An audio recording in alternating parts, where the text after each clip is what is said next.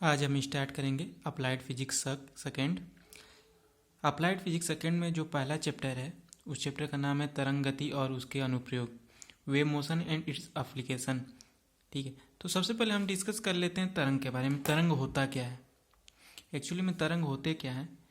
तो अगर हम सिंपल सी लैंग्वेज में तरंग को समझना चाहें तो बस इतना जान लीजिए कि ये एक प्रकार का डिस्टरबेंस होता है। जैसे एक रस्सी है, उस रस्सी को आपने क्या किया, कहीं बांध दिया, किसी जगह दीवार में बांध दिया या कहीं भी बांध दिया, और क्या किए, उस रस्सी के एक हिस्से को लेकर यदि आप उसको थोड़ा सा झटका देते हैं तो उसमें होता क्या है कि बेसिकली होता ये है कि इसमें सबसे पहले इसमें क्या होता है कि हर एक पार्टिकल, जो पार्टिकल्स होते हैं रस्सी के जैसे पार्टिकल्स हैं, पार्टिकल कहें तो यहाँ का पार्टिकल, यहाँ का पार्टिकल, यहाँ का पार्टिकल, यहाँ का पार्टिकल, ये सारे पार्टिकल्स जो होते हैं, सारा पार्टिकल क्या हो जाते हैं, डिस्टर्ब हो जाते हैं, अपने इक्विलिब्रियम से डिस्टर्ब हो जाते हैं। मतलब अपने मूल स्थिति से क्या होते हैं, डिस्टर्ब हो जाते हैं। डिस्टर्ब होना कि मतलब कि आपने यहाँ झटका दिया, ये पार्टिकल क्या होता है, अपनी मूल स्थिति से हो सकता है ऊपर चला जाए, कोई ज़रूरी नहीं है ऊपर ही जाएगा, नीचे भी जा सकता है, हो सकता है ऊपर चला जाए या हो सकता है नीचे चला जाए।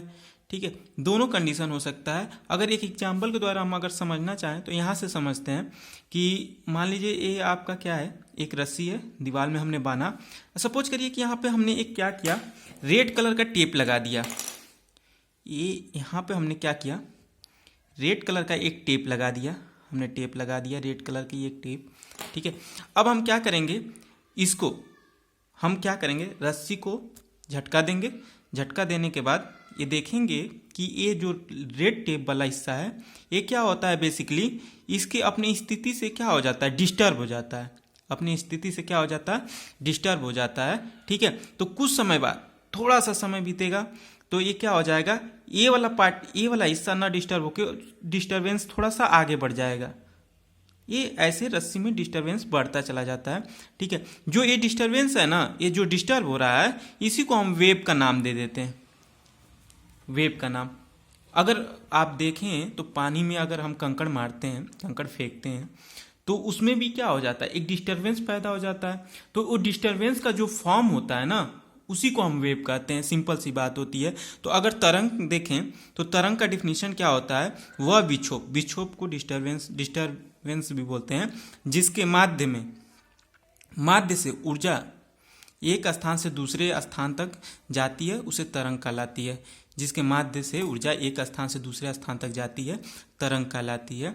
ठीक है, अब देखिए तरंग जो होते हैं, तरंग दो प्रकार के होते हैं, एक होता है यांत्रिक तरंग, एक होता है विद्युत चुंबकीय तरंग। ठीक है, अब देखिए यांत्रिक तरंग क्या होते हैं, वे तरंगे जिनके संचरण के लिए माध्यम की आवश्यकता होती है। यानी ऐसा तरंग जो क्या हो, या तो ठोस में हो या द्रव में हो, ठीक है, या तो गैस में हो। मतलब कहने का मतलब ये है कि उसके लिए कंपलसरी है माध्यम। यदि मान लीजिए अगर जल में आपने कंकड़ फेंका था, ठीक है, जल में कंकड़ फेंका, उसमें जो वेव फॉर्म होता है, जो तरंग फॉर्म बनता है, वो तरंग चूंकि देखिए किसी क्या हुआ, किसी माध्यम में न उत्पन्न हुआ है, तो यदि माध्यम में उत्पन्न होता है तो इस प्रकार के तरंग को हम क्या कहते हैं, यांत्रिक तरंग। यदि किसी माध्यम में तरंग उत्पन्न होता है, किसी माध्यम कुछ भी हो सकता है, माध्यम देखिए मुख्यतः धरती पे जो माध्यम पाए जाते हैं वो तीन ही पाए जाती हैं, या तो ठोस पाया जाता है, नहीं तो द्रव पाया जाता है, नहीं तो गैस पाया जाता है। यदि ठोस या द्रव में, मोस्टली ठोस और द्रव में यदि तरंग उत्पन्न हो जाता है तो ऐसे तरंग को हम यांत्रिक तरंग कहते हैं। अगर इसको डिफिनीशन के रूप में कहना चाहें तो ये होता है वे तरंगे जिनके संचरण के लिए माध्यम की आवश्यकता होती है। ठीक है, उसको हम क्या कहते हैं, यांत्रिक तरंग कहते हैं। इसके बाद हम पढ़ेंगे विद्युत चुंबकीय तरंग। विद्युत चुंबकीय तरंग इसका जस्ट अपोजिट होता है। मतलब वे तरंगे जिनके संचरण के लिए माध्यम की आवश्यकता नहीं होती है, उसे हम विद्युत चुंबकीय तरंग कहते हैं।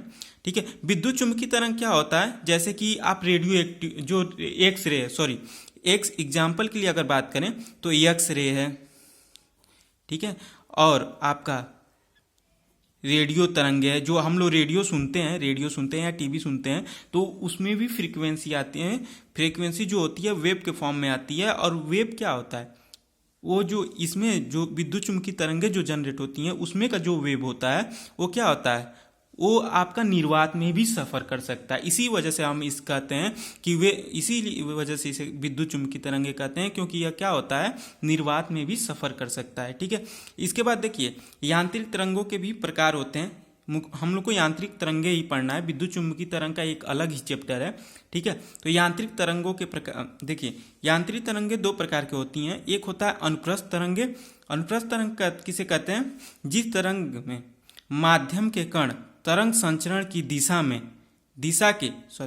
तरंग संचरण की दिशा के लंबवत कंपन करते हैं, उस तरंग को अनुप्रस्थ तरंग कहते हैं। मतलब समझने की कोशिश करते हैं।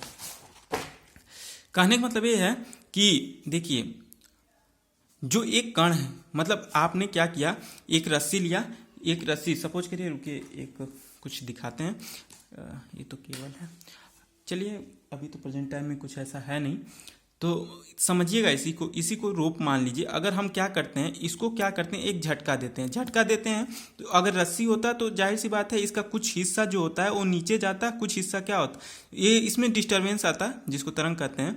तो कुछ देखिए इसमें क्या होता है, ये या तो नीचे जाता है नहीं तो ऊपर जाता है। यदि ये पार्टिकल ऊपर नीचे, मतलब हमारे संचरण की दिशा क्या है, तरंग संचरण की दिशा इधर है, हमारा तरंग किधर की ओर संचरित हो रहा है, इधर की ओर, तरंग संचरण इधर की ओर संचरित हो रहा है, तरंग संचरण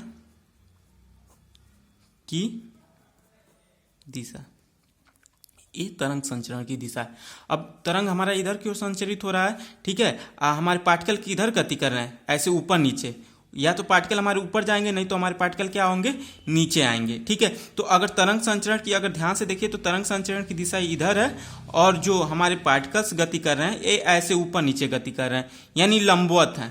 तो यही ना डिफिनीशन में कहा गया है कि अनुप्रस्थ तरंगे क्या कहा गया है, कि जिस तरंग में माध्यम के कण तरंग संचरण की दिशा के लंबवत कंपन करते हैं, उस तरंग को हम क्या कहते हैं, अनुप्रस्थ तरंग कहते हैं। ठीक है, तो ये जो कण है वो तरंग संचरण की दिशा के क्या काम कर रहे हैं, लंबवत काम कर रहे हैं। लंबवत मतलब 90 डिग्री पे काम कर रहे हैं, तो इस वजह से हमको इसको क्या कहते हैं, अनुप्रस्थ तरंग कहते हैं। अब देखो जो पार्टिकल्स होते हैं ना, जो नीचे जाते हैं, जो पार्टिकल नीचे जाते हैं उसको हम गर्त कहते हैं, और जो उठते हैं उनको हम क्या कहते हैं, श्रिंक कहते हैं। ठीक है, इसको हम श्रिंक बोलते हैं, इसको गर्त बोलते हैं।